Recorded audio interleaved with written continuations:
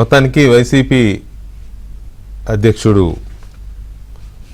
జగన్మోహన్ రెడ్డి గారు జనంలోకి వెళ్ళాలని ఒక ప్లాన్ ఆఫ్ యాక్షన్ అయితే రెడీ చేసుకున్నారు.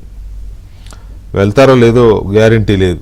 ఎందుకంటే ఇంతకుముందు కూడా ఇలాంటి ప్రోగ్రామ్స్ చాలా ప్రకటించి అవి ఎవరికో అప్పచెప్పేసి ఆయన మాత్రం బెంగళూరులో కూర్చున్నాడు.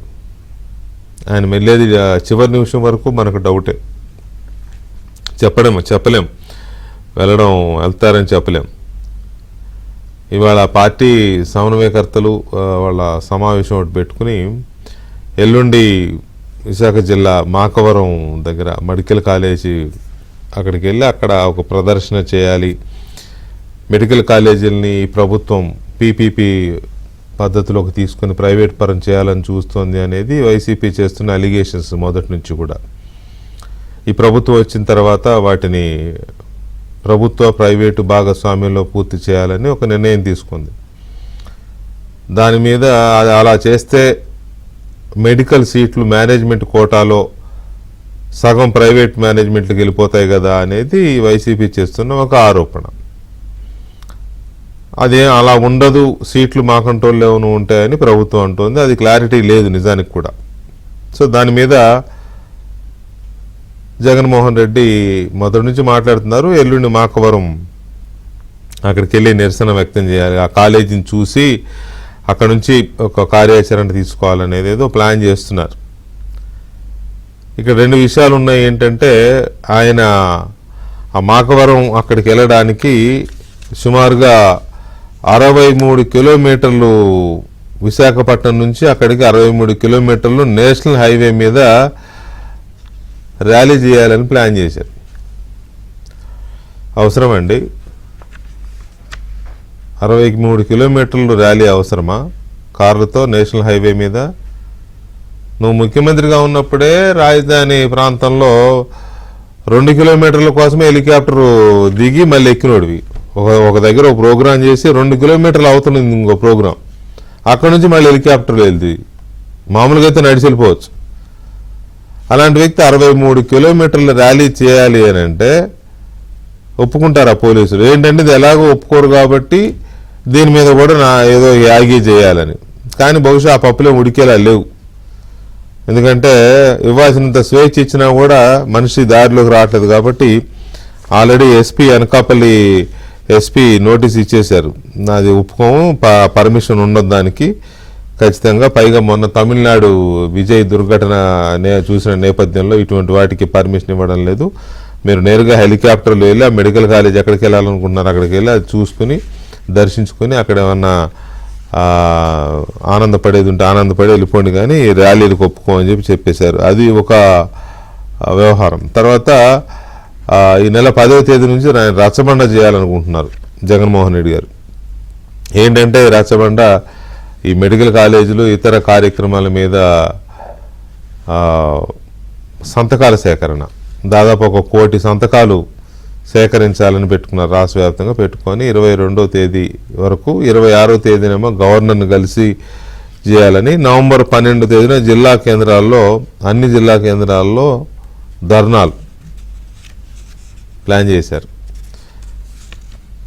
ఇక్కడ అదృష్టం ఏంటంటే ఏపీ ప్రజలు చేసుకున్న అదృష్టం ఏంటంటే, పోనీ ఏపీ ప్రజలు కాదులే కానీ వైసీపీ కార్యకర్తలు చేసుకున్న అదృష్టం ఏంటంటే ఒక ప్రకటన అయితే చేశారు, ఒక జిల్లా ధర్నాలో నేను కూడా పాల్గొంటా అని. చూడాలి మరి, అది కొద్దిగా పాల్గొనేదాకా డౌటే. అప్పటికి పైగా ఈ మంతే అనుకుంటా కదా ఆయన లండన్ వెళ్ళాలి, యూకే వెళ్ళాలని కోర్టు పర్మిషన్ కూడా తీసుకున్నారు. ఈ మంతే కదా, అదే ఈ నెలాఖరు లోపు ఆయన బ్రిటనో అటే వెళ్ళడానికి కోర్టు పర్మిషన్ కూడా తీసుకున్నాడు ఆయన. మరి తీసుకున్న మనిషి ఈ ప్రోగ్రామ్స్ ఎలా చేస్తాడు అంటే కార్యకర్తలకు ఎల్లుండి మాకవరం ఒకటి వెళ్ళేసి వచ్చి మిగతా మీరు చేయండి వెళ్ళిపోతాడు. వెళ్ళి నవంబర్లో వచ్చి నవంబర్ 12వ తేదీన ధర్నాలు అప్పటికి గుర్తుంటే చేస్తారు, లేతలేదు. ఇదండి ఇంతవరకు అయితే క్లారిటీ. నేను చెప్పిన దాంట్లో అబద్ధం లేదు కదా. ఆయన కోర్టులో, ఎందుకంటే ఆయన ఊరు దాటాలంటే కోర్టు పర్మిషన్ కావాలి, అన్ని కేసులే కదా. సో అందువల్ల ఈ నెలాఖరులోపే 15 రోజులు వెళ్ళడానికి అవకాశం ఇచ్చింది కోర్టు. మరి కోర్టుకు 15 రోజులు లండన్ వెళ్ళే మనిషి ఆల్రెడీ ఇవాళ 7వ తారీఖు అయిపోతుంది. ఇంకా ఎప్పుడు ధర్నాలు ఎప్పుడు, లండన్ 15 రోజులు వెళ్ళేది ఎప్పుడు? ఏంటో ఇవన్నీ చూస్తుంటే జనం పిచ్చోళ్ళు. పాపం జనం పిచ్చోళ్ళు కాదు, కానీ వాళ్ళ కార్యకర్తలే ఆయనకి పిచ్చోళ్ళగా కనపడుతున్నట్టున్నారు. వాళ్ళ పార్టీ నాయకులు, వాళ్ళ పార్టీ కార్యకర్తలే ఆయనకి అమాయకంగా పిచ్చోళ్ళలాగా నోట్లో ఏలేసుకుని ఏం చెప్తే అది వినేవాళ్ళలాగా కనపడుతున్నట్టున్నారు. అది వాళ్ళు తేల్చుకోవాలి. మరి జగనన్న నువ్వు కోర్టు అనుమతి తీసుకున్నావు కదా యూకే వెళ్ళడానికి 15 రోజులు, మరి ఆల్రెడీ అయిపోతుంది కదా, ఇంకో 15 రోజులు నువ్వు వెళ్ళిపోతావు కదా, మమ్మల్ని ఏమో రచ్చబండి అంటావు లేదా ఇంకో బండి అంటావు, ఏంది కార్యక్రమం? మంచిదేనా ఇది? ఇట్లా చేయొచ్చునా జగనన్న అని అడగండి. అడుగుతారని ఆశిస్తాను. ఏమో అడుగుతారో లేదో, అడిగే వాళ్ళందరూ వెళ్ళిపోతున్నారులే బయటికి. సో ఇది ఒక ఆస్పెక్ట్ అయితే, ఇక ఆయన మాట్లాడుతున్నది ఏంటంటే తీవ్రమైన ఆగ్రహంతో ఉన్నారంట చంద్రబాబు ప్రభుత్వం మీద ప్రజలు. భ్రమలు తొలగిపోయాయి. ఇప్పుడు ఎలక్షన్ పెడితే నేను వచ్చేస్తాను అన్నట్టుగా మాట్లాడుతున్నాడు ఆయన. ఇప్పుడు ఎలక్షన్ పెడితే మళ్ళీ నేనే ముఖ్యమంత్రిని, నా ప్రభుత్వం వస్తుంది అనే విధంగా. ఎందుకంటే చంద్రబాబు నాయుడికి పరిపాలన రావట్లేదు, తాతక దగ్గులు నేర్పడం అన్నట్టుంది. పరిపాలన రావట్లేదు, ఆయన పూర్తిగా పరిపాలనని గాలి కొదిలేశాడు. దాని మీద ధ్యాస లేదు అసలు ఆయనకి. అవినీతి విచ్చలవిడైపోయింది. అవినీతి ఉంది, లేదని ఎవరు అనట్లా, అవినీతి జరుగుతుంది, కానీ విచ్చలవిడైపోయింది. మీరు అనడం బాగలేదు. ఇంకెవరన్నా అంటే మాలాంటి వాళ్ళం అంటే కొంచెం అర్థం ఉంది. అవినీతి జరుగుతుంది అని చెప్పి అంటూనే ఉన్నాం, మేము రాస్తూనే ఉన్నాం, చెప్తూనే ఉన్నాం ఈ ప్రభుత్వంలో. కానీ మీరు విచ్చలవిడైపోయింది అని అంటే ఆ దయ్యాలయ్యో వేదాలు వల్లించిన సామెతలు గుర్తొస్తూ ఉంటాయి. కాబట్టి అనకండి మీరు.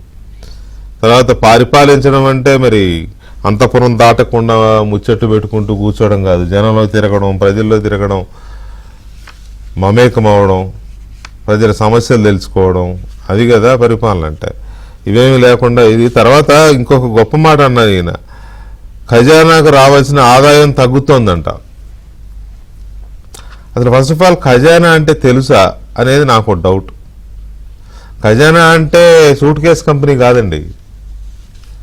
ఖజానా అంటే షెల్ కంపెనీ కాదు.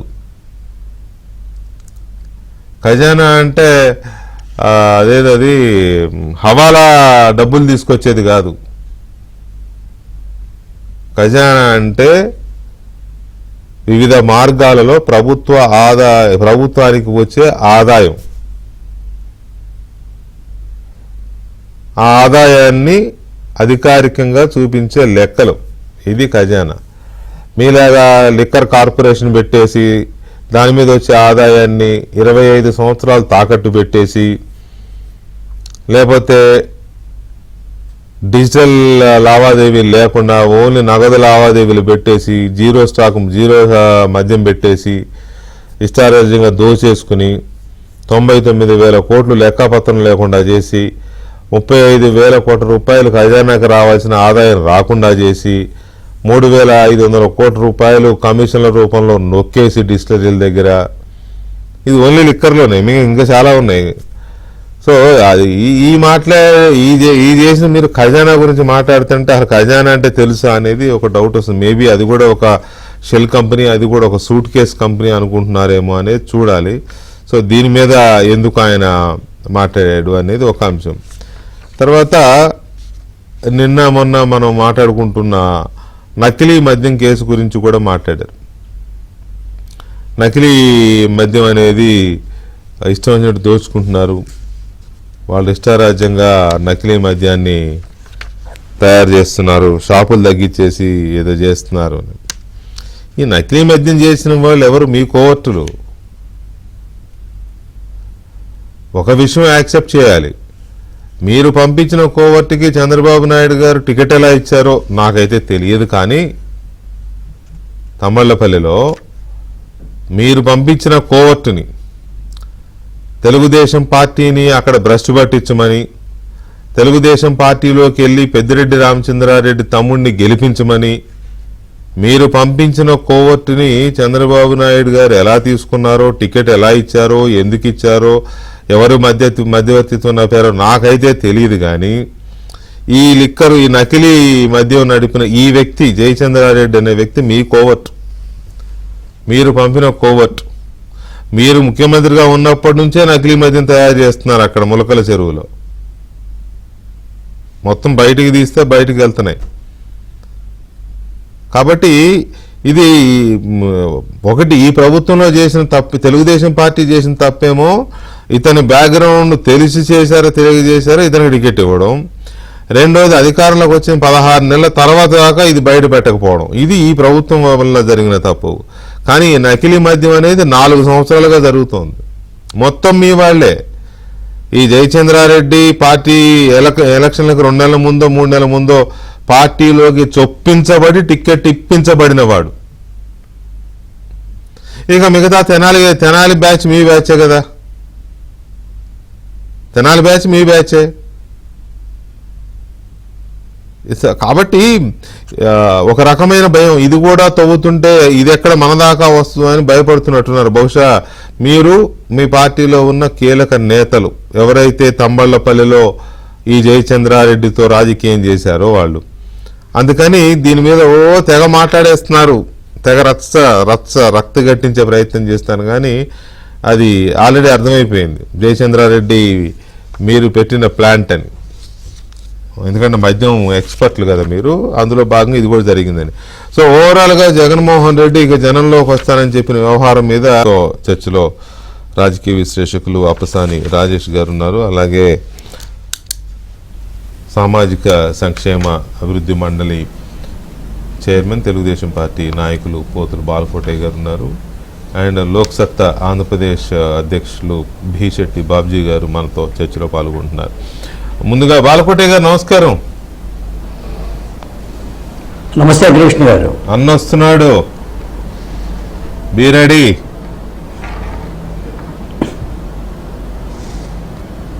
వెంకటకృష్ణ గారు, అప్పసాని గారికి అలాగే మిత్రులందరూ కూడా మీకు ఏబిఎన్ ఛానల్ ప్రేక్షకులకి నమస్కారాలు. వెంకటకృష్ణ గారు, అన్న వచ్చినా అన్న రాకపోయినా ఆంధ్రప్రదేశ్లో పీకేదేమీ లేదు. ఎందుకంటే వెంకటకృష్ణ గారు జగన్మోహన్ రెడ్డి గారిని ప్రతిపక్ష పాత్ర పోషించొద్దని కానీ, ప్రజల దగ్గరికి వెళ్ళొద్దని కానీ, మాట్లాడొద్దని కానీ కూటమి ప్రభుత్వం చెప్పలా. ఇది ప్రజాస్వామిక రాష్ట్రం, ప్రజాస్వామికంగా ఆయా రాజకీయ పార్టీలను గౌరవించడం కూడా ముఖ్యమంత్రి గారికి బాగా తెలిసిన విషయం. కాకపోతే ఏంటంటే విచిత్రం ఏంటంటే, మీకు జగన్మోహన్ రెడ్డి గారు జనంలోకి రావటం అంటే ఎలా ఉందంటే, మీకు రామాయణంలో కుంభకర్ణుడు అనే ఒక పాత్రధారుడు ఉంటాడు. ఆయన రావణాసురుడి యొక్క తమ్ముడు. 6 మాసాలు నిద్రపోతాడు, 6 మాసాల తర్వాత లెగిసి మళ్ళీ తింటాడు. 6 మాసాలు తింటాడు, మళ్ళీ నిద్రపోతాడు. కూటమి ప్రభుత్వం వచ్చి 1.5 ఏళ్ల అయ్యింది. ఈ 1.5 ఏళ్ల జగన్మోహన్ రెడ్డి గారు నిద్రపోయాడు యలహంక ప్యాలెస్లో. ఇప్పుడు వాళ్ళ కార్యకర్తలు నాయకులు బల్లాలు పట్టుకొని, ఒరే బాబు నీకు నిద్ర లగవరా, జనంలోకి రారా, లేకపోతే పార్టీ బతకదరా, మేము నిలబడలేవురా, అందరూ వెళ్ళిపోతున్నారు, ఎమ్మెల్సీలు నాయకులు అందరూ వెళ్ళిపోతున్నది బల్లాలు పెట్టి గుచ్చితే 2 మాసాలు 10 రోజులు తిరగటానికి మళ్ళీ నిద్రలేశాడు. ఈ 20 రోజులు తిరుగుతాడు, మళ్ళీ ఆయన నిద్రపోతాడు. నేను మాట చెప్తున్నాను వెంకటకృష్ణ గారు, మీరు జర్నలిస్టులు, ప్రజాస్వామిక బాధులు, ముఖ్యమంత్రి గారిని అసెంబ్లీకి రమ్మని ఈ ప్రభుత్వం ఆహ్వానిస్తుంది. ప్రజా సమస్యల్ని మీరు మాట్లాడండి అని చెప్పి దేవతలు ఉంటారు, జాగ్రత్త. ఇలాంటి తదాస్తు దేవతలను చాలా మందిని చూసాంలే. కానీ ఇప్పుడు నేను ఒక మాట చెప్తాను సార్, అసలు జగన్మోహన్ రెడ్డి గారిని ఎవరు ఓడించారు? దేవతలే. ప్రజలే కదా ఓడించింది, దేవతలే. ఆ దేవతలే కదా ఓడించింది. ఇప్పుడు చెప్పేవాడికి వినేవాడు లోకు అంట. జగన్మోహన్ రెడ్డి గారు చెవులో మట్టు నెత్తులు వచ్చేలా చెప్తుడు, మీకు ఒక గమ్మత్తైన విషయం చెప్తారు వెంకటకృష్ణ గారు.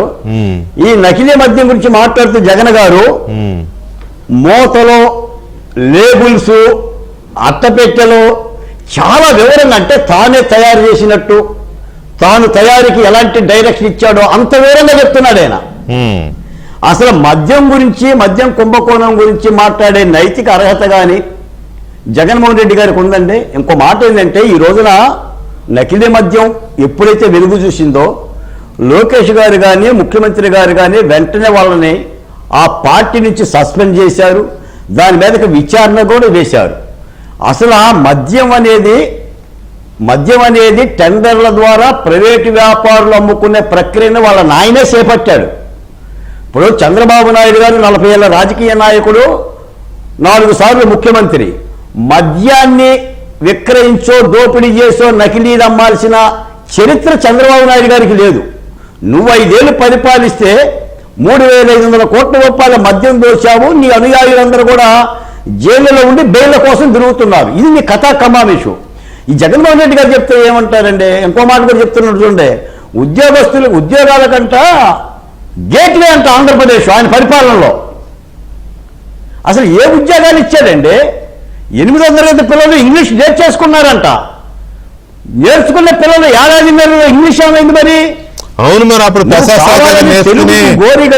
ప్రసాద్ సార్ దగ్గర నేర్చుకుని బాగానే ఇప్పుడు చెప్పారు కదా అప్పుడు సెక్రటరియట్కి వచ్చి. ఇప్పుడు ఒక మాట మాత్రం నిజం వెంకటకృష్ణ గారు, మీరు అన్నారు ఈ ప్రభుత్వం పట్ల ప్రజలు తీవ్రమైన ఆగ్రహంతో ఉన్నారన్న మాట మీరు అన్నారు. అది మళ్ళీ మాట్లాడదాం. ప్రజలు తీవ్రమైన ఆగ్రహం.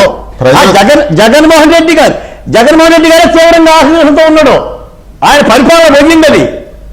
ఎప్పుడు గద్దెనెక్కాలా? నా 30 సంవత్సరాల కళ ఏమైంది, నా 175 ఏమైంది, నా 151 ఏమైందనే ఆయన ఆగ్రహంగా ఉన్నారు తప్ప ప్రజలు ఏమీ లేరు. నేను ఒక మాట అడుగుతాను కృష్ణ గారు, నిన్నటిదాకా సూపర్ 6 అని అన్నారు. ఈ రోజున కోట ప్రభుత్వం సూపర్ 6 ఇస్తుంది కదా. ఆటో డ్రైవర్లు కూడా వాళ్ళు 10 ఏళ్ళు ఇస్తే 15,000 రూపాయలు ఇస్తుంది కదా. తల్లికి 100 ఇస్తూనే ఉంది కదా. అంటే మాట్లాడటానికి ఏమీ లేక రాద్ధాంతం చేయలేదు. ఒక మాట అయితే యథార్థం అంటే నేను చెప్తున్నాను, ఈ రోజున పోలీసులు జగన్మోహన్ రెడ్డి గారి యొక్క పర్యటనకి ఆంక్షలు పెడుతున్నారంటే, ఆంక్షలు పెట్టకుండా ఎలా ఉంటారు సార్? నువ్వు బయటకు వస్తే 4-3 చచ్చిపోతున్నారు, రేపు ఎంతమంది చనిపోతారు? మీరు తమిళనాడు సంఘటన విజయ్ గారు సభ చెప్పారు 10,000 మంది పర్మిషన్ ఇస్తే 10 లక్షల మంది జనం పోగైతే ఆ 40 మంది ప్రాణాలకు బాధ్యులు ఎవరండి? జగన్మోహన్ రెడ్డి గారి సొమ్మేం పోయిందండి? ప్రాణాలు పోతే మళ్ళీ ప్రభుత్వమైన నిందేస్తాడు, వెళ్ళిపోయి లహంగా ప్యాలెస్లో కూర్చుంటాడు. అంటే శాంతి భద్రతలను కాపాడాల్సిన బాధ్యత పోలీసులకు లేదా? ఆయనకి తెలియదా? అందుకని కావాలని ఒక విష ప్రచారం చేస్తుంది వైసీపీ సోషల్ మీడియా. ఇదంతా ఇప్పుడు వాళ్ళకి ఏమీ లేదనుకున్నప్పుడు కాదు, ఏమీ లేదనుకున్నప్పుడు వాళ్ళ విష ప్రచారానికి వణికిపోవాల్సిన అవసరం లేదు. కానీ కాకపోతే ఏంటంటే ఆయన ఎందుకు ఇలా మాట్లాడుతున్నాడు, అది మరి ఒక రకమైన భయం లేక ఫ్రస్ట్రేషన్ ఇలాంటివి ఏమైనా ఉన్నాయా, లేకపోతే నిజంగానే కూటమి ప్రభుత్వం వైపు నుంచి సరిదిద్దుకోవాల్సిన అంశాలు ఏమైనా ఉన్నాయో కూడా చూడాలి, తప్పేం లేదు. ఎందుకంటే మాజీ ముఖ్యమంత్రి హోదాలో చెప్తున్నప్పుడు ప్రతిదాన్ని ఏదో తేలిగ్గా తీసేయడం అని కాకుండా కొంచెం ఆ యాంగిల్లో కూడా ఆలోచిద్దాం, ఏమైనా పనికొచ్చే ఏమైనా ఉంటాయేమో చూద్దాం. రాజేష్ గారు నమస్కారం అండి. నమస్కారం. రాజేష్ గారు, జగన్మోహన్ రెడ్డి గారు ఇక రోడ్డు ఎక్కబోతున్నారు, డేట్లు కూడా ప్రకటించారు. సో దాన్ని మనం ఏమన్నా కన్సిడర్ చేయొచ్చా? ఆయన ఒక పద్ధతి ప్రకారం సమస్యల కారణాలతోనే అదే మెడికల్ కాలేజీకి వెళ్తారంట ఎల్లుండి, మాకవరపాలెం మెడికల్ కాలేజీకి వెళ్తారనేది అక్కడ నుంచి మొదలవుది మెల్లిగా. సో ఎంతవరకు జగన్మోహన్ రెడ్డి గారి పర్యటన ప్రజల కోసం జరుగుతుందనుకోవచ్చు? ముందుగా ప్యానల్లో ఉన్న మిత్రులు ఇరువురికి, అలాగే ఏబిఎన్ వీక్షకులందరూ కూడా నమస్కారం. నమస్కారం. గత సంవత్సరం డిసెంబర్లో జగన్మోహన్ రెడ్డి గారు 3 నిరసన కార్యక్రమాలు ప్రకటించారు. 1 రైతాంగ సమస్యల మీద, 2 పెరిగిన విద్యుత్ బిల్లుల మీద, 3 విద్యార్థుల ఫీజు రియంబర్స్మెంట్ మీద 3 ప్రకటన చేశారు. కానీ 3 కూడా ఆయన పాల్గొనాల. అలాగే గంజాయి బ్యాచ్ కొట్టుకుంటే మాత్రం కేసులు అదే అంటున్నా. అంటే ఈరోజు కాదు, ఆయన ముఖ్యమంత్రిగా కొనసాగిన నాడు కూడా గడప గడపకు మన ప్రభుత్వం అని చెప్పిన ఒక కార్యక్రమాన్ని ప్రకటన చేసి ఆయనే వర్క్షాపులు పెట్టి ఏ ఎమ్మెల్యే ఎంత పర్సంటేజీ ఈ కార్యక్రమంలో పాల్గొంటా ఉన్నారు, వాళ్ళు ఎవరు స్కిప్ చేస్తా ఉన్నారు, స్కిప్ చేసే వాళ్ళకి నేను టికెట్లు ఇవ్వను అన్నాడు. అదే సందర్భంలో ఆయన కూడా పులివెందుల ఎమ్మెల్యేని మర్చిపోయాడు. అంటే మిగిలిన శాసనసభ్యులకే రూల్స్ ఉంటాయి కానీ తనకు వర్తించదు అనేది ఆయనకి చెప్పకనే చెప్పుకున్నాడు ఆ రోజున. ఆనాటి నుంచి ఈ రోజు దాకా పార్టీ అధినేతగా కార్యక్రమాలకి పిలుపు ఇవ్వటమే. ఆ ఇచ్చే పిలుపు కూడా ఈ మెడికల్ కాలేజీలు పీపీపీ విధానం మీద మీరు అంటే ఇవాళ రాష్ట్రంలో ఉన్న అది ప్రతిపక్ష హోదా ఉన్నా లేకపోయినా ఏకైక ప్రతిపక్షంగా ప్రభుత్వ విధానంతో మీరు విభేదిస్తున్నారు. ఆ విధానం పట్ల మీరు నిరసన తెలియజేయచ్చు, 100% ఆ రైట్ మీకు ఉంది, కాదంటలా. అయితే ఇక్కడ గమనించుకోవాల్సింది ప్రయారిటైజ్ చేసుకోవటం. ఒక పక్క మొన్నటి వాయుగుండానికి ఉత్తరాంధ్ర 3 జిల్లాలు, ముఖ్యంగా విజయనగరం, శ్రీకాకుళం జిల్లాలు వంశధార, నాగావళి, మహేంద్రతనయ లాంటి నదులు విపరీతమైన వరద వచ్చి అక్కడ వేలాది ఎకరాలు పంటలు కోల్పోయారు రైతులు. వాళ్ళ గురించి కనుక కొంచెం పర్యటన చేస్తుంటే ఆ కష్టాల్లో ఉన్న రైతులకి పరామర్శ కనుక ఈయన చేయగలిగినట్టయితే సమస్యల మీద స్పందిస్తున్నాడు అని చెప్పని మనం అర్థం చేసుకోవడానికి ఆస్కారం ఉండేది. వాటి మీద స్పందించలా. కనీసం అక్కడ రైతాంగం ఈ పడుతున్న ఇబ్బందుల దృష్ట్యా మన శ్రేణులు అక్కడ రైతాంగానికి సహాయ సహకారాలు అందించండి అన్న పిలుపు కూడా ఇవ్వాల. మరి ఇవాళ ఇదే ఉత్తరాంధ్రకి ఈ మాకవరంకి మెడికల్ కాలేజ్ గురించి పర్యటనకు వెళ్తా ఉన్నావు. అసలు ఏంటి మీ స్టాండ్ ఏంటి? అంటే ప్రభుత్వం పీపీపీ విధానాన్ని తీసుకొచ్చింది, మీరు ప్రభుత్వ ఆధ్వర్యంలో మెడికల్ కాలేజీ నిర్మాణం చేయాలని చెప్పని సంకల్పించారు. మరి ప్రభుత్వ ఆధ్వర్యంలో మెడికల్ కాలేజీ నిర్మాణం చేయాలి అని అనుకున్నప్పుడు 2023 జూలై 9వ తారీఖు రోజున మీ ప్రభుత్వం, జూలై 19వ తారీఖు రోజున మీ ప్రభుత్వం ద్వారా జీవో నెంబర్ 107 అండ్ 108 ఎందుకు విడుదల చేయించారు? ఆ జీవో అర్థం పరమార్థం ఏంటి? ఉన్న 100 మెడికల్ సీట్లు ఉంటే అందులో 15% నేషనల్ కోటాకి వెళ్తాయి, మిగిలిన 85 సీట్లలో 42.5 సీట్లు ఓపెన్ కేటగిరీలో ఉంటాయి, మిగిలిన 42.5 దాన్ని 50%గా కన్సిడర్ చేస్తే 35% మేనేజ్మెంట్ కోటా, 15% ఎన్ఆర్ఐ కోటా. ప్రభుత్వ మెడికల్ కాలేజీలో నేను గుంటూరులో పుట్టి పెరిగా. మరి గుంటూరు మెడికల్ కాలేజీ ప్రతిష్టాత్మకమైన దశాబ్దాల తరబడి కొన్ని వందల వేల మంది డాక్టర్లు అందించున్న కాలేజీ. మరి అందులో మేనేజ్మెంట్ కోటా అనేది ఎవరు చూడలేదే. అదే గుంటూరు జిల్లాలో ఇవాళ ఎయిమ్స్ కాలేజ్ ఉంది, అక్కడ కూడా మేనేజ్మెంట్ కోటాలు ఎవరు చూడలేదే. అదే జిల్లాలో NRI medical college, Katuri medical college లాంటి ప్రైవేట్ కాలేజీలు ఉన్నాయి. ప్రైవేట్ కాలేజీల విధానం వేరు, ప్రభుత్వ కాలేజీల విధానం వేరు. ఇవాళ మీరు మొట్టమొదటగా ప్రభుత్వ కాలేజీల్లో మేనేజ్మెంట్ కోటాన్ని ప్రతిపాదించింది మీరు. మీకెక్కడుంది ఇవాళ రైటు? ఈ ప్రభుత్వం పీపీపీ విధానంలోకి వెళ్తుంది. ఇవాళ సగం సీట్లు ఓపెన్ కేటగిరీలోనే ఓపెన్ కేటగిరీకి సగం సీట్లే ఉంటున్నాయి. కానీ ఆ రోజు మీరు సగం సీట్లు ఓపెన్ కేటగిరీకి ప్రతిపాదించడం ద్వారా రూల్ ఆఫ్ రిజర్వేషన్ కూడా సగం సీట్లకే పరిమితమైంది. ఇక్కడ ఒక పాయింట్ వస్తుంది రాజేష్ గారు. జగన్మోహన్ రెడ్డి గారు ఆ జీవోలు ఇచ్చాడు, అప్పుడే మెడికల్ సీట్లని సగాన్ని ప్రైవేట్ వాళ్ళు అమ్ముకునేలాగా ఒక తలుపులు తెరిచాడు. అవును, అది బుద్ధి తక్కువ పనే. అవును, అందులో రెండో ఆలోచన లేదు. అలా చేసిన వ్యక్తికి ఇప్పుడు మాట్లాడే అర్హత లేదు. అవును, అది ఫ్యాక్టే. అవును. కానీ ఈ ప్రభుత్వం వచ్చిన తర్వాత ఆ జీవోని రద్దు చేసిందా? ఆ జీవోని రద్దు చేసి ప్రైవేట్ కోటా అనే దాన్ని తీసేసిందా? లేదు. లేకుండా పీపీపీ మోడ్లో మెడికల్ కాలేజీకి వెళ్తున్నారు. వెళ్ళినప్పుడు ఆ జీవోలను ఆధారంగా చేసుకుని ఇక వీళ్ళు 50% సీట్లు వీళ్ళు తీసేసుకుంటారు ప్రైవేట్ మేనేజ్మెంట్, ఎవరైతే కాలేజీలు కడతారు. అది మరి ఈ ప్రభుత్వం దాన్ని కంటిన్యూ చేస్తున్నట్టే కదా. అంటే ఇక్కడ నేను అదే చెప్తున్నా, నీ దగ్గర సరైన వనరులు లేకుండా ఆర్భాటంగా నీ దగ్గర పిండి కొద్దీ రొట్టె ఎంత నిధులు ఉంటే అన్ని కాలేజీలే ప్రతిపాదించు. ఆ రోజున నీకు కేంద్ర ప్రభుత్వం నుంచి వచ్చిన సహాయ సహకారాలతోటి, కేంద్ర ప్రభుత్వ గ్రాంట్ తోటి 3 కాలేజీలకి ఫెసిలిటేషన్ అయింది. నాబార్డు రుణంతో 3 కాలేజీలు, 6 కాలేజీలకు మాత్రమే నీకు ఆ రోజు ఫండ్స్ మొబిలైజేషన్ ఉంది. మిగిలిన 11 కాలేజీలు ఎందుకు నువ్వు ఏర్పాటు చేసే ప్రయత్నం చేసావు? పిల్లర్ల స్థాయిలో వాటిని ఎందుకు మిగిల్చావు? ఇవాళ ఈ ప్రభుత్వం 17 కాలేజీలు ప్రభుత్వ ఆధ్వర్యంలో నిర్మాణం చేస్తామని వీళ్ళు పెట్టుకున్న ప్రణాళిక కాదు అది.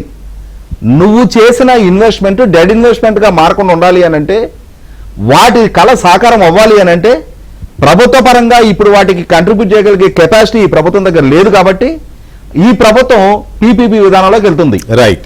నీ దగ్గర ఆ స్తోమత లేకుండా నువ్వెందుకు ఆ రోజు ప్రతిపాదించావు? పీపీపీ విధానానికి ప్రభుత్వం ఎందుకు వెళ్తుంది, అలాగే జగన్మోహన్ రెడ్డి దీన్ని అడ్డుకునే ప్రయత్నం ఎందుకు చేస్తున్నాడు? కేవలం ఇది ఒక రాజకీయ కారణంతోనే చేస్తున్నాడా, లేక ఇందులో ఇంకేదన్నా కారణం ఉందా? దీని గురించేనా ఏదో యాడ్ చేస్తాను. ఈ ప్రైవేటైజేషన్ పబ్లిక్ ఇష్యూలో ఒక 2 పాయింట్స్ యాడ్ చేసి చెప్తాను నేను.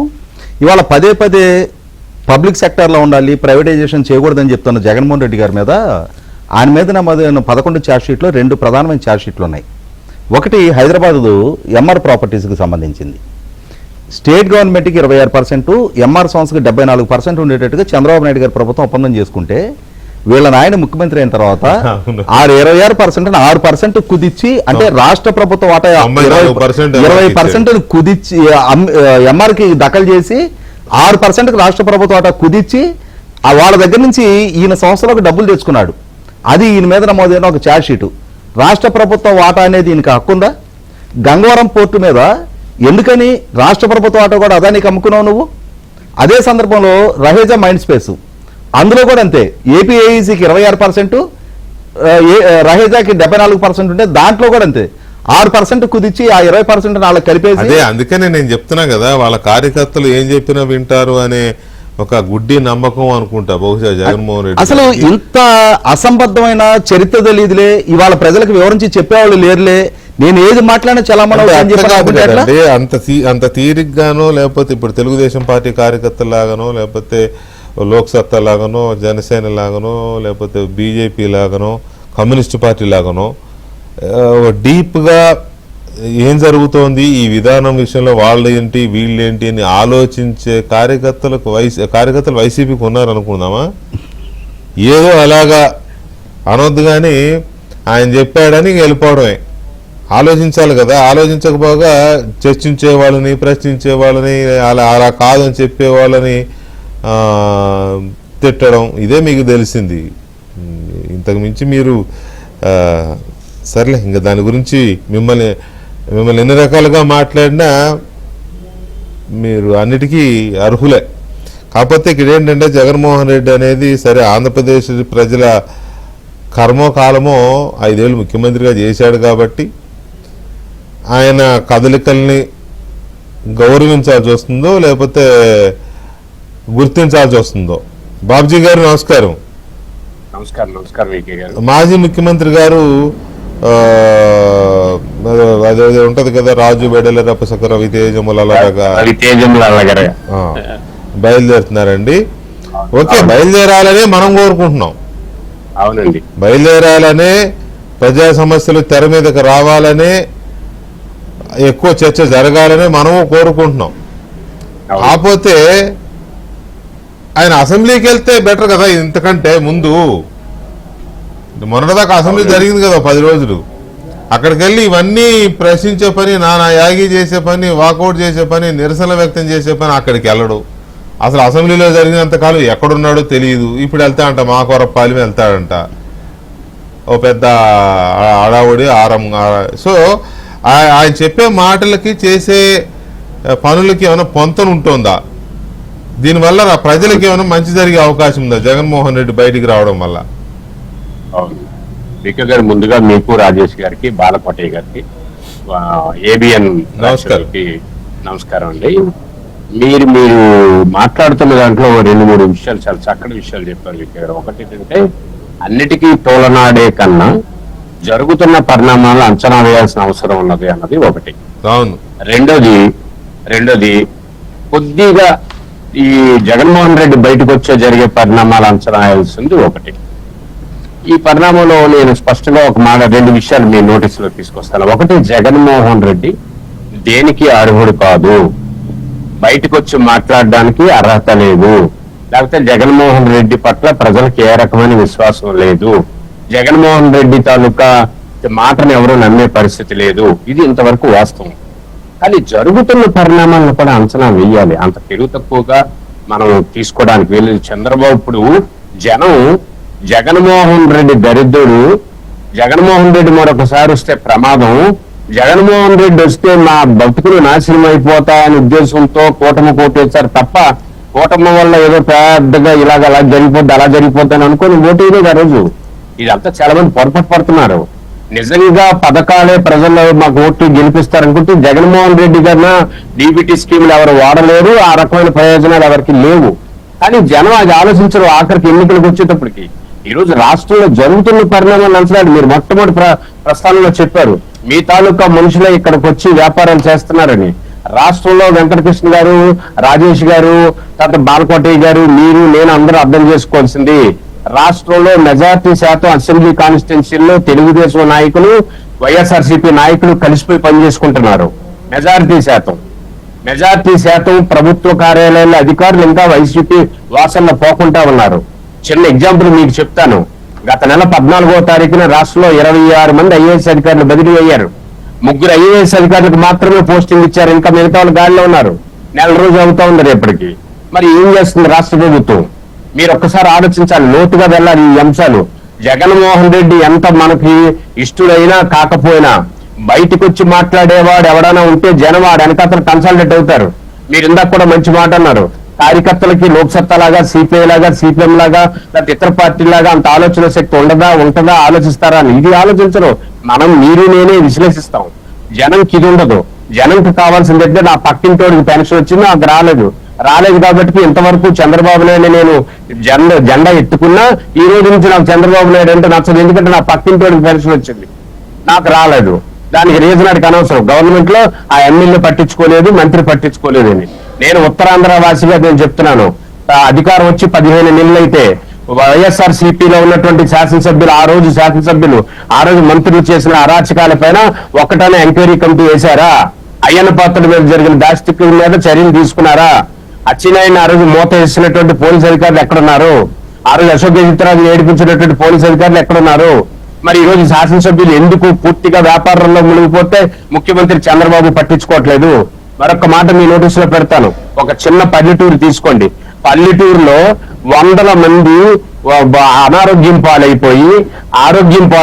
పాడయ్యి మంచం మీద ఉంటే మనం పెద్ద కోవులు కడితే ప్రయోజనం ఏముంది? ఈ రోజు రాష్ట్రం అంతా లెక్కరు విపరీతంగా బెల్ట్ షాపులు ఉన్నాయి. ప్రతి ఇంటికో బెల్ట్ షాప్ ఉంది. ఎంత ప్రమాదంలో ఉందనుకుంటున్నారు? సాయంత్రం 6 అయిపోయిన తర్వాత పల్లెటూరులో అరాచకాలు ప్రారంభం అయిపోయాయి. మరి ఏ రకమైనటువంటి ప్రయోజనం జరుగుతా ఉంది? చంద్రబాబు నాయుడు గారు చాలా నిబద్ధత కలిగినటువంటి వ్యక్తి. చంద్రబాబు నాయుడు గారు అపారమైనటువంటి మేధావి. ఆయన అక్కడ కేంద్రంలో ప్రభుత్వం నుంచి నిధులు తీసుకొస్తున్నారు. ప్రశాంతమైన వాతావరణంలో జరుగుతూ ఉంది పరిపాలన. కానీ ప్రజలకు ఈ పట్టవు. ప్రజలకు ఇది కాదు కావాల్సింది. రేపు ఎవరైతే ప్రభుత్వం మీద వ్యతిరేకంగా మాట్లాడితే నేను పీపీపీల మీద 2 రకాల కోరికలు కోరుతున్నాను. ఒకటి, చంద్రబాబు నాయుడు గారు పీపీపీలకు ఇస్తున్నప్పుడు ఒక రకమైన డ్రాఫ్ట్ రిలీజ్ చేస్తే బాగుండేదని అభిప్రాయపడ్డాను. రాష్ట్ర శాసనసభలో చర్చ జరిగినప్పుడు ఇందాక మీరు ఎలా అయితే రాజేష్ గారిని అడిగారో ఆ రోజు మీరు ప్రైవేటైజేషన్ కి గేట్లు తెరిచారు. మరి దాన్ని చంద్రబాబు నాయుడు కొనసాగిస్తున్నారు కదా అని అడిగితే వీళ్ళ దగ్గర ఆన్సర్ లేదు. ఉత్తరాంధ్రలో జరిగిన అరాచకం కోసం ఎందుకు ఒక ఎంక్వైరీ కమిటీ వేయలేదు? ఈ రోజుకి వైఎస్ఆర్ సిపిలో ఎవరైతే ఆ నాయకులకు మడుగులు ఇస్తారో వాళ్ళు ఈ రోజు ప్రభుత్వంలో కొనసాగుతున్నారు. ఈరోజు సీఎం ఆఫీసులో కూడా చిన్న ఎగ్జాంపుల్ చెప్తాను. పిఎస్ఆర్ ఆంజనేయులు టైం అప్పుడు జరిగినటువంటి ఒక తప్పుడు కార్యక్రమాన్ని ఆ రోజు ప్రతిపక్ష నేతగా చంద్రబాబు నాయుడు గారు వ్యతిరేకించారు పబ్లిక్ సర్వీస్ కమిషన్ లో. వాళ్ళు ఈ రోజు ఆర్డీఓలుగానే డిఎస్పీలుగా పనిచేస్తుంటే రాష్ట్ర ప్రభుత్వం ఎందుకు చర్య తీసుకోలేదు? ఎందుకు వాళ్ళని ఇమ్మీడియట్ గా పక్కన తప్పించలేదు? వాళ్ళు ఈ రోజు ఎన్ని తప్పులు చేస్తుంటే రేపు అధికారం ఎల్లో ఉన్నటువంటి ఎవరు సమాధానం చెప్తారు? ఇది ఏమైనా అవగాహన ఉందా? మరి మీరే కదా ప్రతిపక్ష పార్టీగా వ్యతిరేకించారు. మీరు ఎందుకు డినై చేయలేదు? ఈ రోజుకి వచ్చేది దీనికి ఆన్సర్ లేదు. ఇలాగా అవుట్ సోర్సింగ్ ఎంప్లాయీస్ విషయంలో తీసుకుంటే, ఐఏఎస్ విషయంలో తీసుకుంటే రాష్ట్రంలో మీరేం లేదు ఆశ్చర్యపోతారు. ఉత్తరాంధ్రలో ఈ రోజు పైడితల్లి అమ్మవారు పండుగ జరిగితే రాష్ట్ర ప్రభుత్వం ఒక 5-6 కోట్ల రూపాయలు ఇవ్వలేని పరిస్థితిలో పీపీపీ పేరు మీద ఏమని మొత్తం అందరి మీదకి ప్రజల మీద తిరిగిపోయి అక్కడ ఏమైనా వసూలు చేసి మీరు పండుగ చేస్తే కింద ఏ సంకేతం వెళ్తా ఉంది? చంద్రబాబు నాయుడు గారు చెబుతున్న దానికి జరుగుతున్న దానికి తేడాన్ని ఎవరు గ్రహిస్తారు? ఎవరు కన్సల్టేట్ చేస్తారు? ఇది ఆలోచించకపోతే జగన్మోహన్ రెడ్డి మనం ఏమనుకున్నా జనం మధ్యకి ఎవరు వస్తే వాళ్ళ అజెండాను పట్టుకొని వెళ్తున్నప్పుడు ప్రజలు ఈ పాత రోజులు పాత విషయాలన్నీ మర్చిపోయే పరిస్థితి ఉంది. ఈ రోజు గెలిచినటువంటి శాసనసభ్యులు మెజార్టీ శాతం ఎవరికి కాన్స్టిట్యున్సీలో పట్టలేదు. మెజార్టీ శాతం కాన్స్టిట్యున్సీ మీద నేను అన్న పాయింట్ కూడా జగన్మోహన్ రెడ్డి గారు ఈ కార్యక్రమాలని తీసుకోవాలి కానీ అవును 10 రోజుల పాటు జరిగిన అసెంబ్లీకి వెళ్ళి అక్కడ వెళ్ళాలి. అది ఆ ఇగో పోకుండా ప్రెస్టీజ్కి పోకుండా వెళ్ళి తన బాధ్యత ప్రకారం అక్కడ కూడా ఈ సమస్యను చర్చించి ప్రభుత్వాన్ని ఎండగట్టి మాట్లాడే అవకాశం, సరిపడినంత అవకాశం ఇవ్వకపోతే నిరసన వ్యక్తం చేసి బయటకు వచ్చి, అది కదా అవి చేయకుండా రోడ్ల మీద తిరుగుతాను ఎంతసేపు జనం ఖాళీగా లేరండి, గంటల తరబడి. మీరు ఇక్కడ మర్చిపోయారు, ఆ జగన్మోహన్ రెడ్డి రాలేదు, పనికిమాలాడు, ప్రజాస్వామ్య వ్యవస్థను అపాస్యం చేశాడు చెప్పడానికి శాసనసభ్యుడికి ఎక్కడ సమయం ఉంది? నియోజకవర్గాల్లో ఎందుకు సమావేశాలు పెట్టి చెప్పలేకపోతున్నారు? ఇప్పుడు జగన్ వస్తే జనం ఎందుకు వాళ్ళ కార్యకర్తలు ఎందుకు ఇవన్నీ తప్పులు జరుగుతుంటే చర్యలు తీసుకోవట్లేదండి? తంబలపల్లిలో ఎక్సైజ్ వాళ్ళకి తెలియదండి ఇదంతా. ఏ ఎక్సైజ్ సూపరింటెండెంట్ చర్య తీసుకోగలిగారు? రాష్ట్రంలో చీప్ లిక్కర్ తయారవుతున్న ప్రాంతాలు కానీ, లేకపోతే ఎక్కువ డబ్బులు అమ్ముతున్న ప్రాంతాలు కానీ ఎక్సైజ్ వాళ్ళకి తెలియదండి? ఎందుకు చర్యలు తీసుకోవట్లేదు? ఎందుకు రోజు ఇల్లు రాజకీయంగా తిట్టుకుంటున్నారు? నా పాయింట్ అది నేను అంటుంది. అదే కదా నిన్న మన డిబేట్ కానీ ఇవాళ కూడా నేను అడిగింది ఇనిషియల్ నా రిమార్క్స్ లో, ఇప్పుడు ఆ కేసులో ఉన్న వ్యక్తి ఎవరి కోవట్టు, ఎక్కడి నుంచి వచ్చాడు? చంద్రబాబు నాయుడు గారు ఆ వ్యక్తి గురించి ఎంక్వైరీ చేయకుండానే టికెట్ ఇచ్చేశారా? ఇదంతా నిన్న జరిగింది చర్చ. అసలు ఏమీ తెలియని అమాయకులాగా వీళ్ళు, అయ్యో పాపం జయచంద్రారెడ్డి అనే వ్యక్తి ఎవరో తెలియనట్టు, కొడాలి శ్రీనివాసరావు తెనాలి అనే వ్యక్తి ఎవరో తెలియనట్టు, లేదా విజయవాడ వ్యక్తి ఎవరో తెలియనట్టు, ములకల చెరువులో సారా తయారీ గురించి అంత ముందెప్పుడు వాసన రానట్టు గుండెలు బాధేసుకుంటున్నారు జగన్మోహన్ రెడ్డి గారు కానీ ఆ పార్టీ కానీ. అసలు విషయం ఏంటంటే ఇది గట్టిగా తొవ్వితే మొత్తం ఈళ్ళ బండారం బయటపడుతుంది. బాలకోటే గారు ఈ నకిలీ మద్యం మీద ఏదో చేయాలనేది జగన్మోహన్ రెడ్డి గారి ఇది మరి సరే, ఆ రోజున టికెట్ ఎందుకు ఇచ్చారో, ఎవరు ఇప్పించారో, ఎవరు ఇచ్చేలా చేశారో మాకు తెలియదు. అది ఒక చిదంబర రహస్యం, తెలియదు. కానీ సో ఇప్పుడు దాన్ని అర్థం పెట్టుకొని వెంకటకృష్ణ గారు చెప్పండి. వెంకటకృష్ణ గారు మీకు మాట చెప్పాలి. నేను ప్రభుత్వంలో భాగస్వామిని, ప్రభుత్వంలో బాధ్యత కలిగిన వ్యక్తిని, కూటమి ప్రభుత్వ పరిపాలన గురించి వివరంగా చెప్పాల్సిన ధర్మం కలిగిన వ్యక్తిని, సోషల్ వెల్ఫేర్ బోర్డు చైర్మన్గా. పరిపాలన అంటే అబ్రకదబ్ర కాదు, ఒక మాయతోనో మంత్రంతోనో చేసే పని కాదు. పరిపాలన అంటే సమస్యలు వస్తాయి, ఆ సమస్యలను సరిదిద్దుకుంటుందా ముఖ్యమంత్రిని, సరిదిద్దుకోవట్లేదనేది మీరు ఆలోచించండి. మీరు ఒక మాట అడిగారు, బాలకోటయ్య గారు, ఏమన్నా అవకాశాలు ఉంటే, తప్పులు ఏమైనా జరిగితే సరిదిద్దుకునే అంశాలు కూడా ఉంటాయి కదా అని. ఎస్, మీరు ముఖ్యమంత్రిని గమనిస్తే మా ఎమ్మెల్యేలే అసెంబ్లీలో సమస్యలు లేవనెత్తుతున్నారు. ఎమ్మెల్యేల పనితీరుని మెరుగుపరిచేందుకు మంత్రులకు ఆదేశాలు ఇస్తున్నారు. చంద్రబాబు నాయుడు గారు ఒక్కొక్క ఎమ్మెల్యేని తప్పవరణ చేస్తే పిలిపించుకొని వార్నింగ్ ఇస్తున్నారు. ఎంత గట్టి వార్నింగ్ ఇస్తున్నారో అంత గట్టి వార్నింగ్ ఇస్తున్నారు. అంతే తప్ప ఏ అనంతబాబులాగా హత్య చేసి వస్తే తొడ మీద కూర్చోబెట్టుకోలా, ఏ మాధవలాగా ఇప్పదీసి జీపిస్తే ఊరంతా ఇప్పదీసి చూపిస్తారని చెప్పేసి పర్మిషన్ ఇవ్వాల. ఎందుకంటే నేను ఆ మాట చెప్తాను, మీరు అడిగారు కాబట్టి చర్చ జరుగుతుంది కాబట్టి చెప్తున్నా. పీపీపీ అంటే ప్రైవేటు రంగం కాదు, ముందు అది గుర్తుంచుకోండి. చాలా స్పష్టంగా చంద్రబాబు నాయుడు గారు చెప్పారు. Public private partnership, public private partnership. ఒక మాట చెప్తానండి, పీపీపీ అంటే ప్రజల సొమ్ముతో, అదే ప్రజల సొమ్ముతో, ఒక మాట అన్న, ప్రజల సొమ్ముతో ప్రజావేదికని నిర్మిస్తే కూలగొట్టడం కాదండి పీపీపీ. ప్రజల యొక్క రాజధాని కోసం భూములు ఇస్తే, భవనాలు నిర్మిస్తే వాటిని శిథిలం చేయటం కాదండి పీపీపీ. రోడ్లు తవ్వకపోవటం కాదండి పీపీపీ. ఉండ అసెంబ్లీని, ఉండ హైకోర్టుని, శాసనసభని హేళన చేసి ఋషికొండ లాంటి చోట 500 కోట్ల రూపాయలతో కట్టడాలు కట్టడం కాదండి పీపీపీ. ప్రభుత్వము, ముఖ్యమంత్రి చాలా స్పష్టంగా చెప్పింది. అసలు మనం ఎక్కడున్నామండి ఈరోజు? వెంకటకృష్ణ గారు, మిమ్మల్ని నేను అడుగుతున్నాను, what is the meaning of the Aarogyasri? What is the meaning of the Aarogyasri? ప్రభుత్వ వైద్యశాలల్ని పక్కన పెట్టి ప్రైవేట్ వైద్యశాలను పోషించడమేనా? What is the meaning of the fee reimbursement? మనం ప్రైవేటైజేషన్లో ఉన్నాం. చంద్రబాబు నాయుడు చాలా స్పష్టంగా చెప్పారు, ప్రైవేట్ పబ్లిక్ పార్ట్నర్షిప్ ఎక్కడ కూడా విద్యార్థులకు నష్టం జరగకుండా, సీట్లకు నష్టం జరగకుండా త్వరితగతిని 17 కళాశాలలో పూర్తి చేసే పని చేస్తూ ఉన్నారు. మీ సందర్భంగా ఒక మాట చెప్తానండి, పులివెందుల్లో జగన్మోహన్ రెడ్డి గారి నియోజకవర్గం పులివెందులో 130 కోట్ల రూపాయలతో బస్టాండ్ కట్టాడు అంతర్జాతీయ స్థాయిలో. ఇదే వైద్యశాలకి 500 కోట్ల రూపాయలకి 481 కోట్ల రూపాయలు ఆయన నియోజకవర్గంలో ఖర్చు పెట్టాడు. ఇది ఆయన చేసిన పని, ఇది ఆయన చేసిన పని. ఈ రోజున మీరు ఒక్క మాట చెప్తాను వెంకటకృష్ణ గారు, ఈ రోజున విదేశీ విద్య పెట్టిన ఈ రోజు కూడా చూడండి, విదేశాలకు వెళ్ళే విద్యార్థులకి పావలా వడ్డీ కింద రుణాలు ఇవ్వాలని చెప్పేసి చంద్రబాబు నాయుడు గారు మాట్లాడుతున్నారు. ఆ రోజున విదేశాలకు విద్యకే ఏమీ చేయలేదు జగన్మోహన్ రెడ్డి గారు.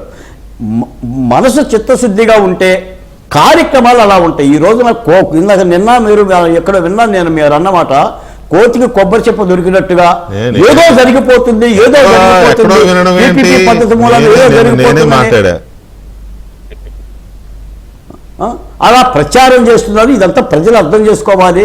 నేను ఈ ప్రభుత్వంలో ఉన్న మనిషిగా చెప్తున్నాను సార్, ఏది కూడా ప్రజలకు నేను ఒక్క మాట చెప్తాను వెంకటకృష్ణ గారు, 85 లక్షల చెత్తను ఎత్తేసారండి. 85 లక్షల టన్నుల చెత్త పేరుకుపోయి ఉందండి. అసలు వాళ్ళు చేసిన పాపాలను కనుక్కోవడానికే నీళ్లు తాగటం లేదు సార్. నువ్వు ఇష్టానుసారంగా పరిపాలనను కుదేలు చేసి, పాపాలు చేసి, మద్యం ఏర్లై పారించి, మూత్రపిండాలు దెబ్బతీసి, రక్తాలు అమ్ముకొని ప్రజల్ని చంపి, దీనికి సమాధానం చెప్పాలి జగన్మోహన్ రెడ్డి గారు. మూతలు బిగించారు, బాటిల్స్ మార్చారు, దేనికి ఇప్పటివరకు సమాధానం చెప్పాడు వెంకటకృష్ణ గారు? ఈ మద్యం కేసు మీద నోరిప్పాడా, మాట్లాడా? ఆయనకు ఒక పత్రిక ఉందని చెప్పేసి, ఒక డబ్బా ఛానల్ ఉందని చెప్పేసి వాయించుకోవడం తప్ప వెంకటకృష్ణ గారు ఒక్క మాట అడుగుతానండి, ముఖ్యమంత్రి అంటే ఏంటో అర్థం? ఈ రోజున చంద్రబాబు నాయుడు గారు 40 సంవత్సరాల రాజకీయ నాయకుడు, 4 సార్లు ముఖ్యమంత్రి. ఆయన ఎందుకు పేపర్ పెట్టుకోలేదండి? ఆయన ఎందుకు ఛానల్ పెట్టుకోలేదండి? తెలివైనడు కాబట్టి. పెట్టుకోవచ్చు కదా, పెట్టుకోలేదా తెలుగుదేశం పార్టీ? ఈ రోజు జగన్మోహన్ రెడ్డి గారు ఒక వాయింపు సెక్షన్ పెట్టుకొని సాధనాలు చేస్తున్నారు. తెలివైనడు కాబట్టి పెట్టుకోలేదు కాదండి. ప్రభుత్వ అధినేతగా ఉండి మీడియాని పెట్టుకోకూడదు అనుకున్నాడు. మేము జగన్మోహన్ రెడ్డి గారు ఎట్లా పెట్టుకున్నాడండి? వాయించుకోవటానికా? ఆయన ఛానల్లో చెప్పుకోవటానికా? మీడియా ఉంది ఆయనకి, మీడియా లేదు చంద్రబాబు నాయుడు గారికి. ఇప్పుడు చంద్రబాబు నాయుడు గారి ఎట్ అవుతుంది, అయితే ఒకటండి, ఇక్కడ 2 విషయాలు మనం ఆలోచించాలి. ఈయన ఈ మెడికల్ కాలేజీలకి ఇది కోతికి దొరికిన ఇంకొక కొబ్బరికాయ, నకిలీ మద్యం ఒక కొబ్బరికాయ అయితే ఈ కాలేజీలు అనే అంశం ఇంకొక కొబ్బరికాయ. ఇప్పుడు ప్రైవేటైజేషన్ అనేది ప్రపంచవ్యాప్తంగా ప్రతి రంగంలో చోటు చేసుకుంటున్న ఒక పరిణామం. ఆ పరిణామం మంచిదా చెడ్డదా అనే దాని మీద అదొక చర్చ, దాని విషయంలో నేను దాంట్లోకి పోవట్లా. ఇక్కడ ఇది ప్రభుత్వ ప్రైవేటు భాగస్వామ్యం. ఇందాక రాజేష్ గారు చెప్పినట్టుగా ఈయన గారు ముఖ్యమంత్రిగా ఉన్నప్పుడే సగం సీట్లు ప్రైవేట్ వాళ్ళకి ఇచ్చేలాగా దోసుకునేలాగా అప్పుడు జీవోలు ఇచ్చాడు. ఇప్పుడు అది ఏమీ తెలియదు జనానికి అన్నట్టుగా శుద్ధపోస కబుర్లు చెప్తున్నారు. ఇప్పుడు ఒకటి. రెండోది, ఇన్నాళ్ళు కాలేజీ ఆగిపోవడం వల్ల లేదా ప్రభుత్వం నిర్మించడం లేట్ అయిపోతే ఒక కామన్ ఫ్యాక్టర్ ఇక్కడ ప్రజలకు తెలియాలి. బాబుజీ గారు, నేను దీన్ని చాలా సీరియస్ గా ప్రజలకు తెలియడం కోసం చెప్తున్నా. ఒక మెడికల్ కళాశాల వచ్చింది అంటే దానికి అనుబంధంగా ఒక టీచింగ్ హాస్పిటల్ వస్తుంది. ఆ టీచింగ్ హాస్పిటల్ కార్పొరేట్ సేవలను అందిస్తుంది. రెయిన్బోలు డాక్టర్లు అందుబాటులో ఉంటారు. అక్కడ పేద ప్రజలకి ఉచితంగా ప్రభుత్వ సేవలు అందుతాయి. ఎందుకంటే అది ప్రభుత్వ ప్రైవేటు భాగస్వామ్యంలో నడిచే కాలేజీ కాబట్టి ఇప్పుడు ఈ ప్రభుత్వం పూర్తి చేస్తే అక్కడ ఒక టీచింగ్ హాస్పిటల్ వస్తుంది. మినిమం 100 బెడ్స్ హాస్పిటల్, 500 పడకలు మినిమం 500 పడకల హాస్పిటల్ వస్తుంది. 17 కళాశాలలు. ఈ 17 కళాశాలలు పూర్తయితే కాదు, వాటితో పాటే హాస్పిటల్ కూడా అవుద్ది. హాస్పిటల్ కూడా అయితేనే ఇక్కడ సీట్లు పర్మిషన్లు ఇస్తారు.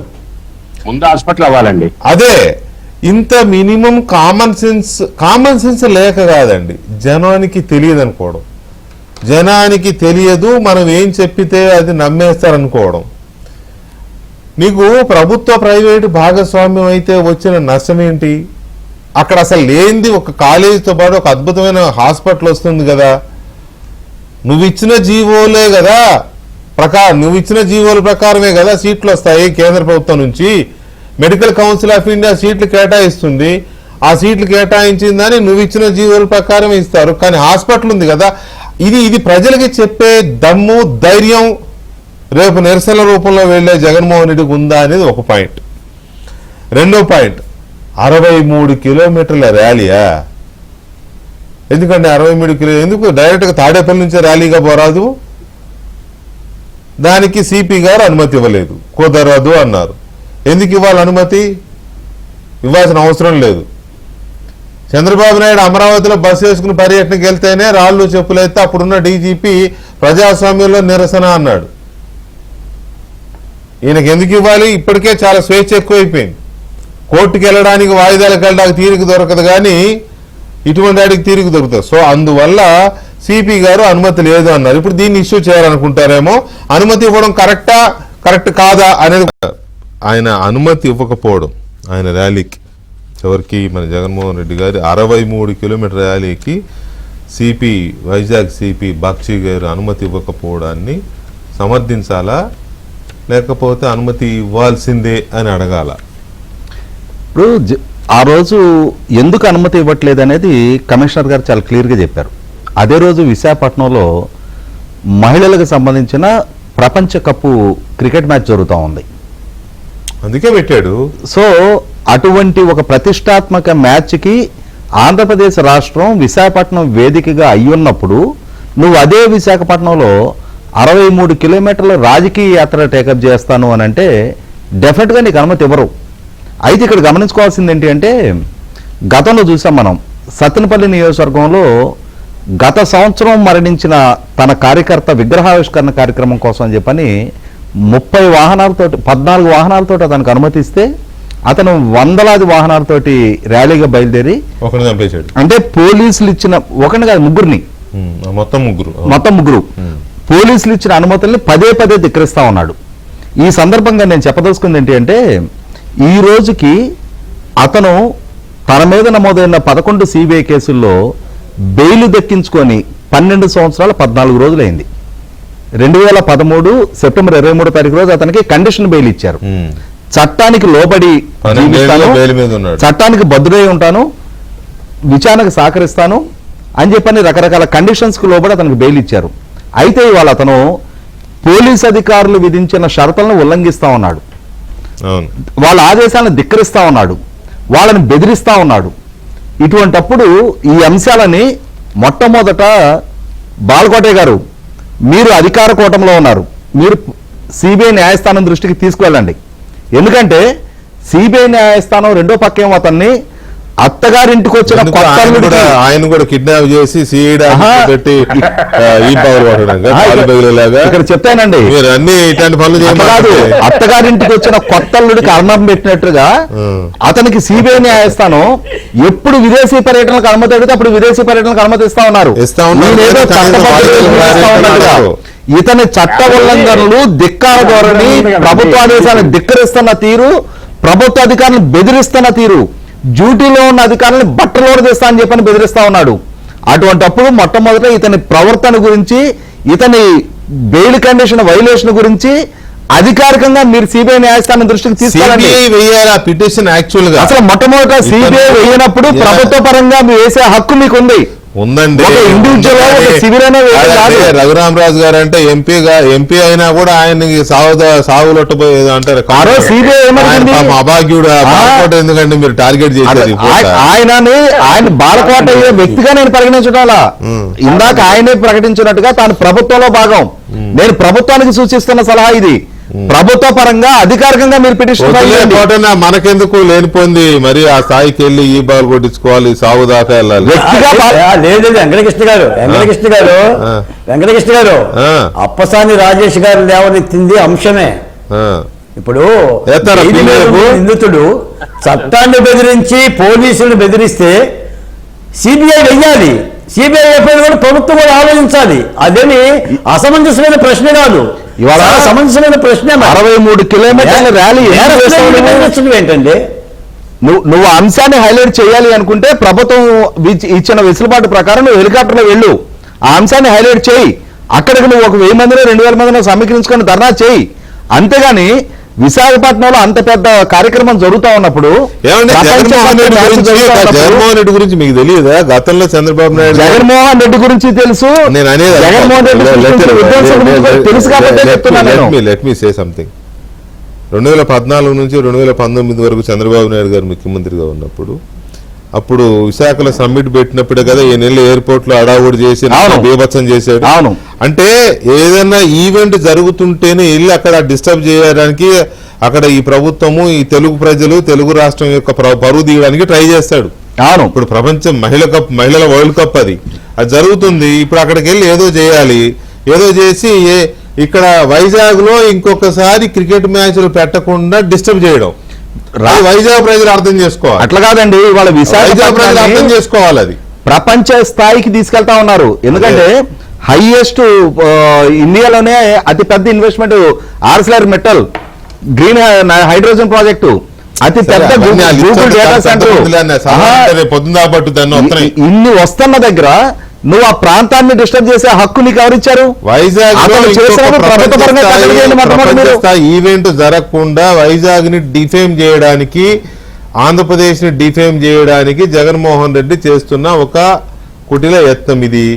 దీని మీద వైజాగ్ ప్రజలు రియలైజ్ అవ్వాలి. ఫస్ట్ వైజాగ్ ప్రజలు, ఉత్తరాంధ్ర ప్రజలు రియలైజ్ అవ్వాల్సిన అవసరం ఉంది. అవునా కాదా బాబుజీ గారు? నో డౌట్ అబౌట్ ఇట్ అండి. మీరు చెప్పినట్టు ఉత్తరాంధ్ర ప్రజలు ఎప్పుడు కూడా జగన్మోహన్ రెడ్డిని విశ్వసించే పరిస్థితి లేదు.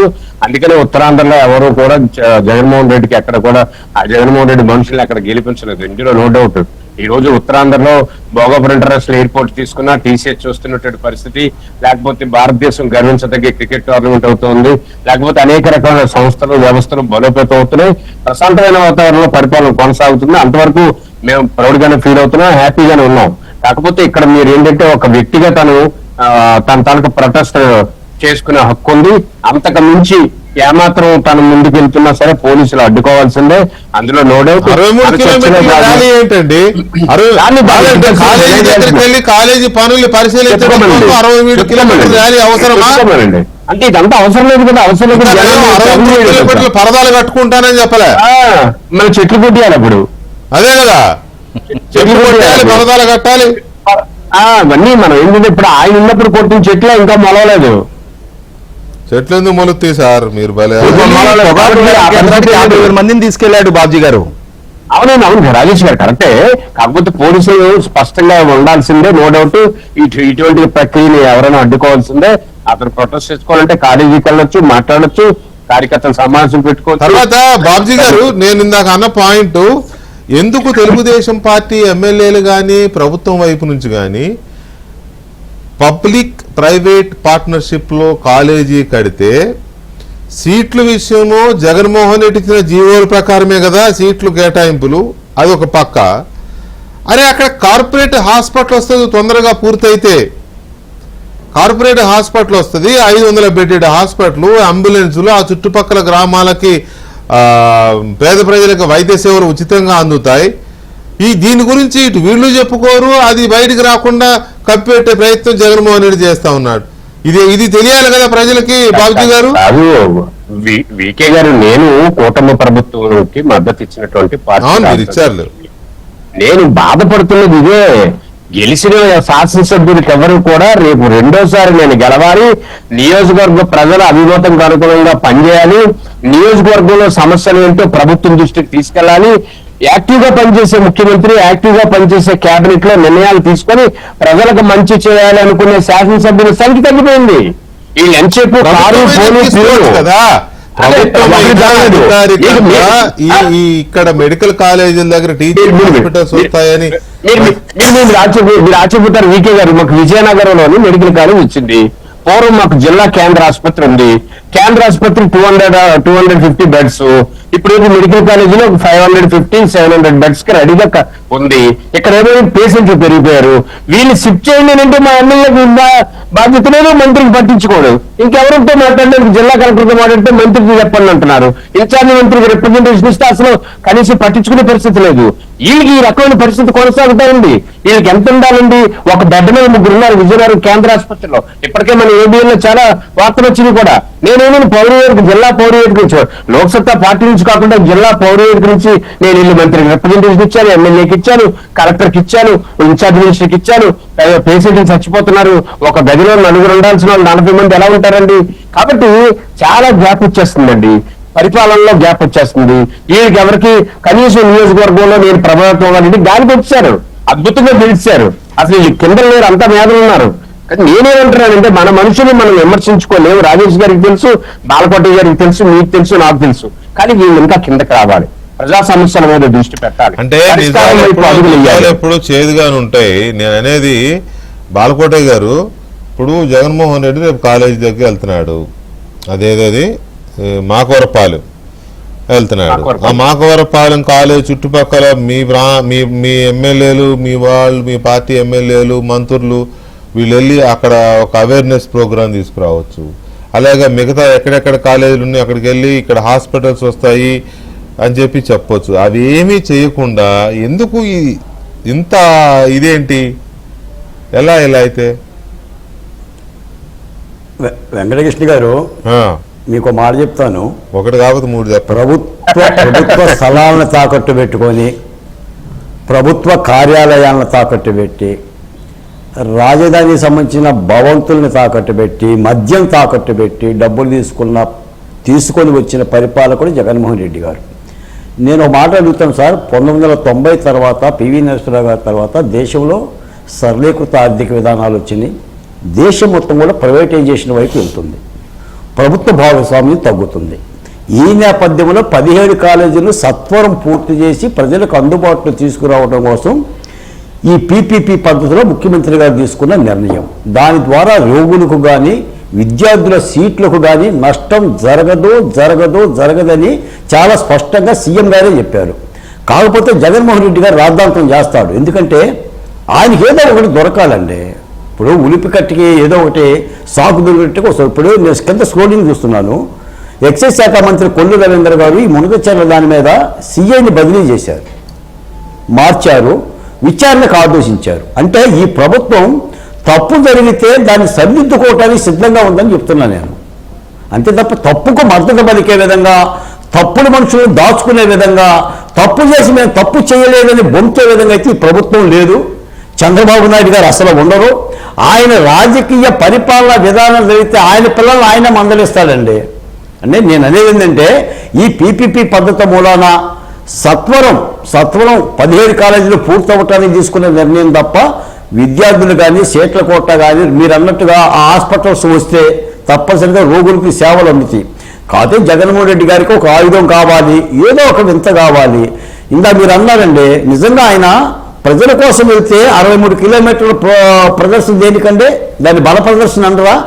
ఆ బల ప్రదర్శనలో ప్రజలెవరైనా నలిగిపోతే చనిపోతే ఎవరు బాధ్యులండి? ప్రభుత్వశుద్ధి కలిగిన బాధ్యత కలిగిన రాజకీయ నాయకులు అలాంటి ప్రదర్శన చేస్తారండి? నిజంగా మీకు ప్రజల దగ్గరికి వెళ్ళాలనుకుంటే 63 కిలోమీటర్ల ప్రదర్శన దేనికి చెప్పండి సార్? అది బల ప్రదర్శన కాదా? చేయగలుగుతారు మీరు, ఏం చేయగలుగుతారు? సింగయ్య సత్యనపల్లి పర్యటనలో సింగయ్య చచ్చిపోయాడు, ఆయన కారు కింద పడి చచ్చిపోయాడు. ఏం చేసింది మీ ప్రభుత్వం? ఏం చేయగలిగింది మీ ప్రభుత్వం? కాబట్టి అంటే ఈ వింత ధోరణి ప్రజలు అర్థం చేసుకోవాలి. జగన్మోహన్ రెడ్డి గారు ఎందుకు చేస్తున్నారు, ఎలా చేస్తున్నారు, ఎందుకు ప్రదర్శన చేస్తున్నారు, ఆయన ముద్దు పెట్టుకున్నా లేదా గుద్దులాటాడినా పోలీసులు తిట్టినా అంటే ఈ వైఖరి ఏంటనేది ప్రజలకు అర్థమైంది. అర్థం కాలేదంటే నేనైతే అనుకోను.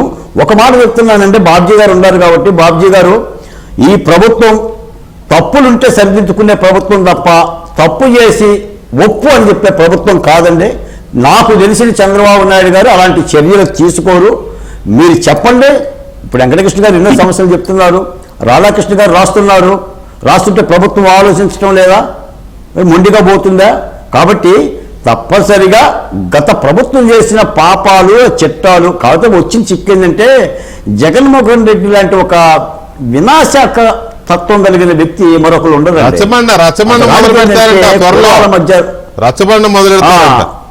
కులాల మధ్య కులాల మధ్య కుంపులాటలు, మతాల మధ్య కుంపులాటలు, అబద్ధాలు వీటన్నిటితో రాజకీయం చేస్తున్నాడు. కాబట్టి ప్రజలు అప్రమత్తంగా ఉండాల్సిన అవసరం ఉంది.